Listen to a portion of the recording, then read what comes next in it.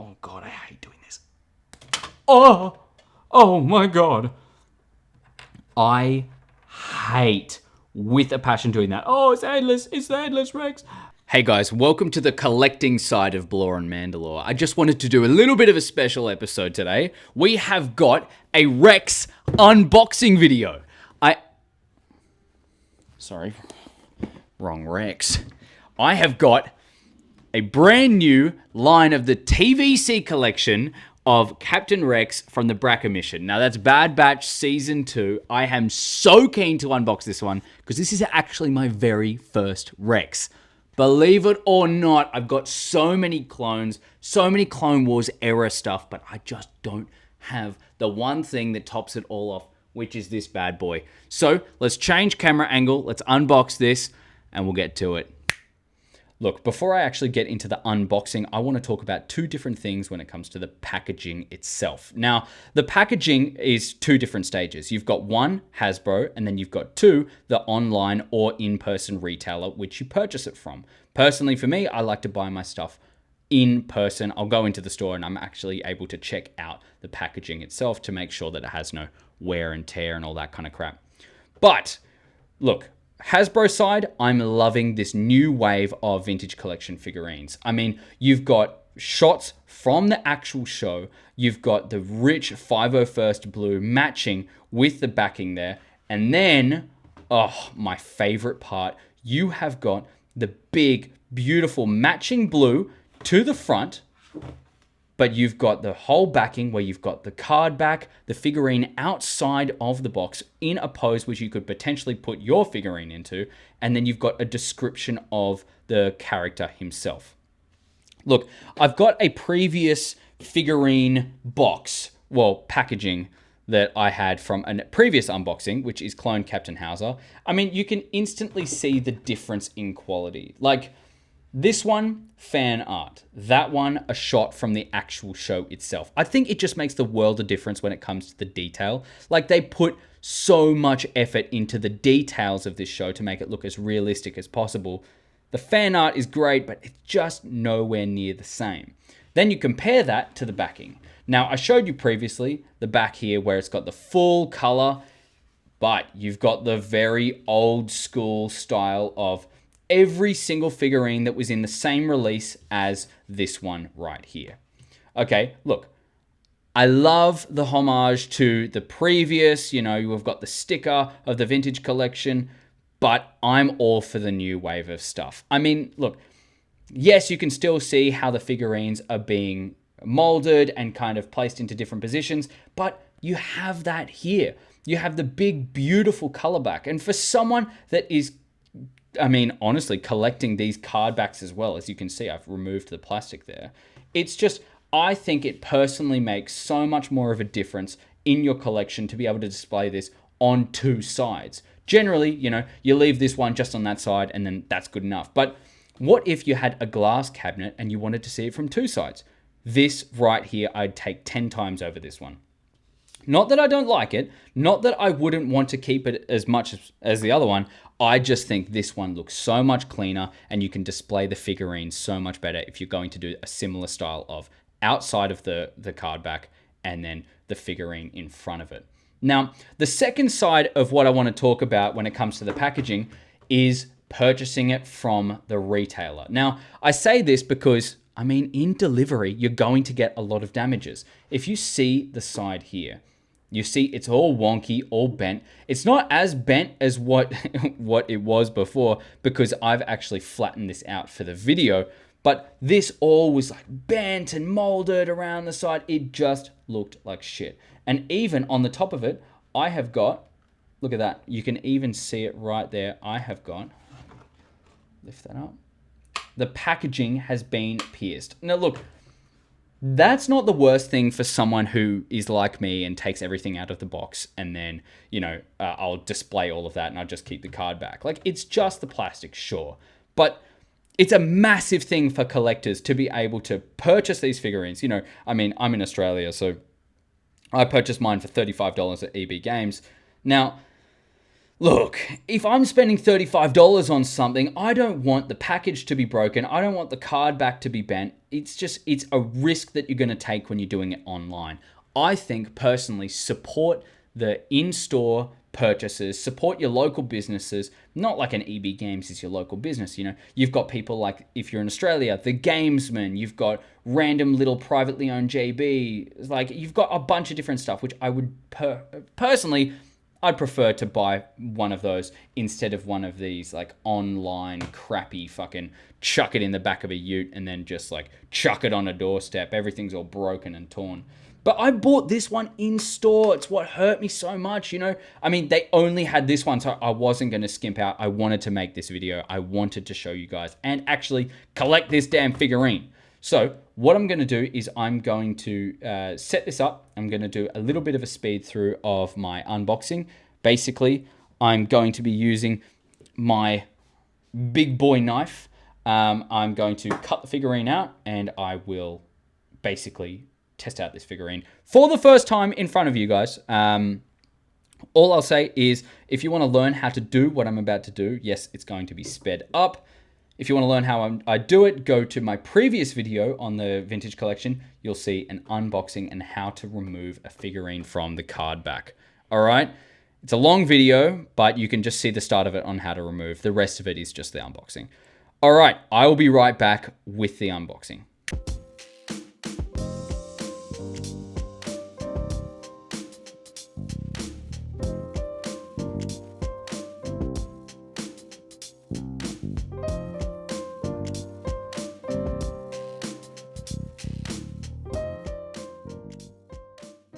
All right, now we've got this bad boy out of the packaging, let's take a look.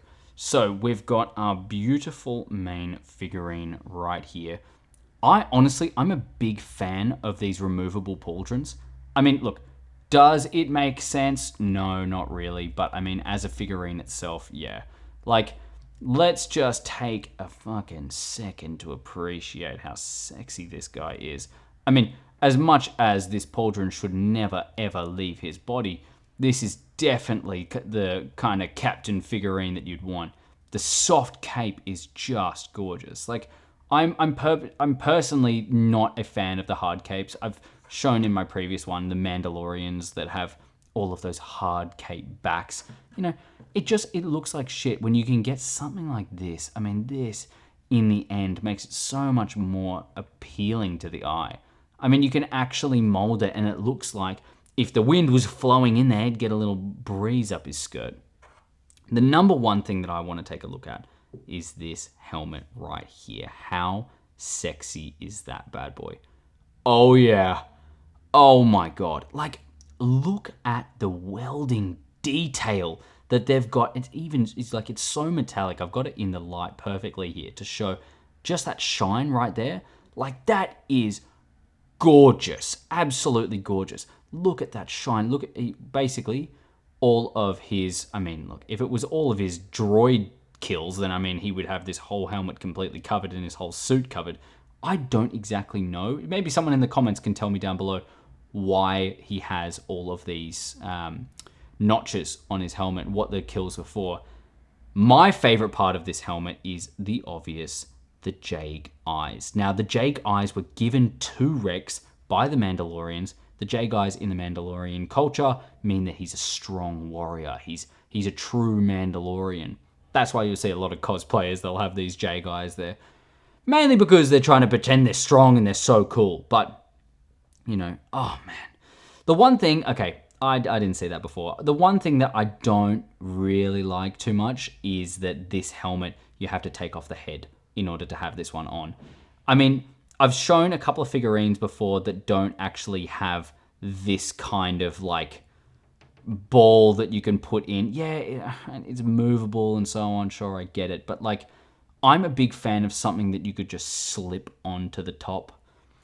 As much as this helmet is gorgeous, I mean, look, it's not going to detract. This is by far my favorite helmet of any of the TVC line that we've had. And we've had some pretty cool helmets like Shea Vizsla, all of the Mandalorian Fleet Commander, like any Mandalorian, you're going to get a cool helmet, but nothing compares to this bad boy. even the feel, like it's so sturdy. You've got so much detail packed into just one little figurine. That I was super keen to see. Like that's honestly, that was my main thing in this whole episode. I mean, that's the most iconic part of Rex himself. I mean, he looks the same as what, a couple billion other people. I mean, look, he's got his regular blasters, okay? The ARC Trooper blasters. Love it. That's cool. Needed to have it, but, you know, I mean, that's not special. We've seen that 50 million times. If you guys want to see it, I mean, it's just there. It's not really anything. It's not anything to write home about. We've got all the notches on his wrist there. Oh, my God. And if you can see right there, he's got the notches in white on the blue. Now, that is a detail.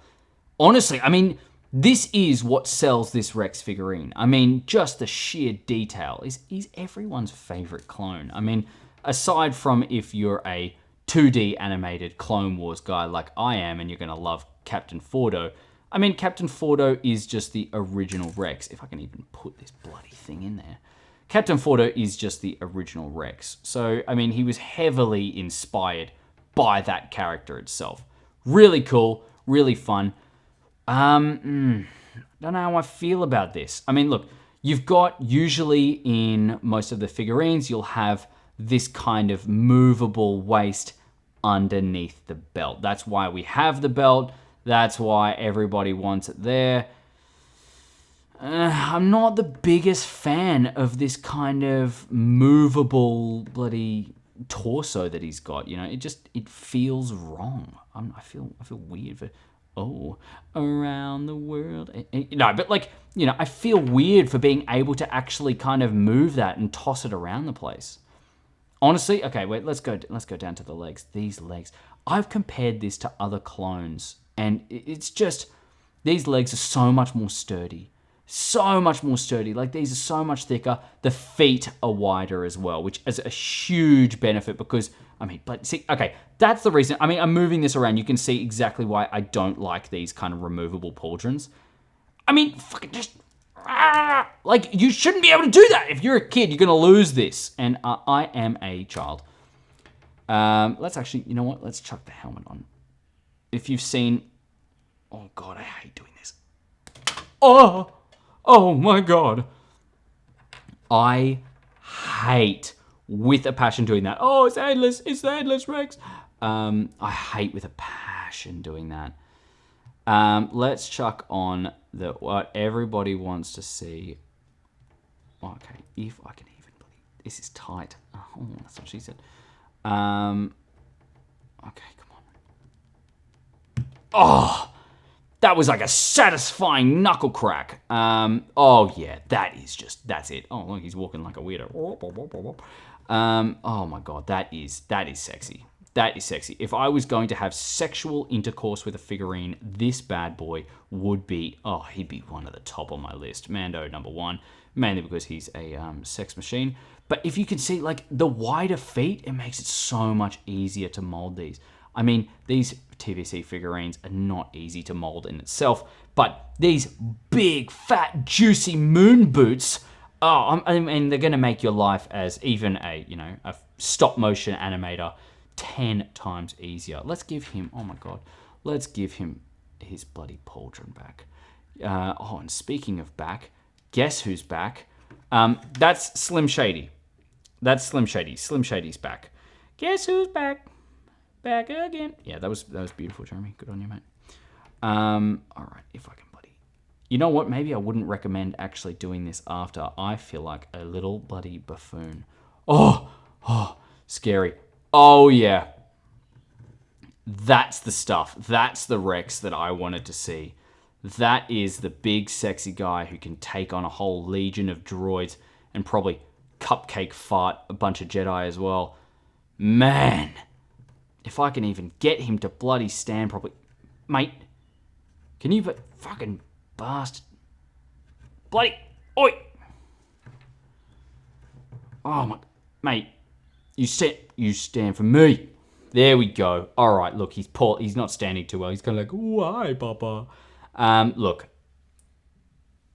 out of 10, what would I give this one? I'd probably say this Rex figurine is an Honestly, a 9 out of 10. I mean, I'm only going to deduct him 1 point because of the pauldron, and also the chest plate is the one that's moving, not the actual waist itself. Other than that, this is everything you want in a figurine. You want the wide feet so you can actually stand it properly. You've got the insane detail going around the side of his arm right there. Like, look at that. That's sexy. That is so sexy. Oh my god, yep. This is, honestly, everything that you want in a figurine. You've got supreme detail, you've got beautiful coloring, you've just got that nice, beautiful, soft cape, easy standing, fucking thumbs up from me. This is a Blore on Mandalore, boing, certified figurine. Absolutely love it. I can't wait to put this into my collection. I hope you guys enjoy it. And, you know, I guess I'll see you in the next one. Ciao, people.